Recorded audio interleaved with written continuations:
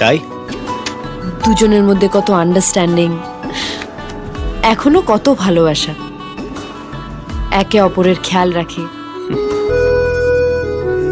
ওরা শুধু আমার বাবা মা নয়, আমার সবচেয়ে ভালো বন্ধু। আমার খুশির জন্য ওরা সব কিছু করতে পারে। আমি যখন ওদেরকে বলেছিলাম যে আমি একটা মেয়েকে ভালোবাসি, একবারের জন্য প্রশ্ন করেনি মেয়েটা কে, কেমন, কি বৃত্তান্ত। সত্যি? শুধু জিজ্ঞেস করেছিল কবে বিয়ে করবি বল। তাই এমন বাবা মাও হয়? আসলে এটা আমার প্রতি ওদের ভালোবাসা আর বিশ্বাস। মাঝে মাঝে ওদের খুব মিস করি। তখন কি করি জানো? কি?